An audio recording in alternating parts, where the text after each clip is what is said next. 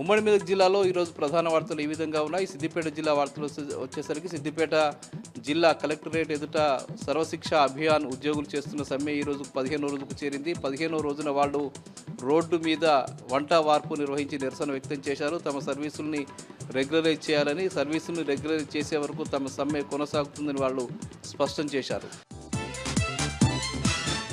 ఇక చేరియాలను డివిజన్ కేంద్రం చేయాలనే డిమాండ్ మేరకు అక్కడి జేఏసీ ఆధ్వర్యంలో ఈరోజు భారీ బైక్ ర్యాలీ నిర్వహించారు. వాళ్ళు చేరియాల నుంచి సిద్దిపేట కలెక్టరేట్ వరకు వచ్చి సిద్దిపేట కలెక్టరేట్ కార్యాలయంలో వినతి పత్రం సమర్పించారు. చేరియాలను డివిజన్ కేంద్రం చేయాలని చెప్పి వాళ్ళు డిమాండ్ చేశారు.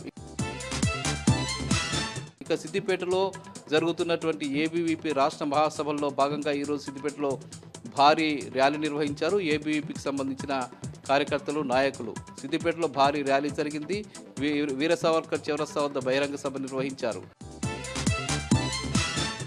ఇక సంగారెడ్డిలో ఈరోజు సర్వశిక్ష అభియాన్కి సంబంధించిన ఉద్యోగులంతా కూడా బోనాల ద్వారా వాళ్ళ నిరసన వ్యక్తం చేశారు. రోడ్డుపై పెద్ద ఎత్తున ర్యాలీ నిర్వహించి బోనాలతో ప్రభుత్వానికి నిరసన వ్యక్తం చేస్తూ తమ సర్వీసులు రెగ్యులరైజ్ చేయాలని చెప్పి డిమాండ్ చేశారు. ఇక మెదక్ చర్చిలో ఉత్సవాలు ఘనంగా ప్రారంభమయ్యాయి. 100 ఏళ్లు నిండిన సందర్భంగా ఈసారి భారీగా ఉత్సవాలు నిర్వహిస్తున్నారు. 3 రోజుల పాటు ఈ ఉత్సవాలు జరగబోతున్నాయి. రేపు క్రిస్మస్ సందర్భంగా కూడా పెద్ద ఎత్తున ఏర్పాటు చేశారు.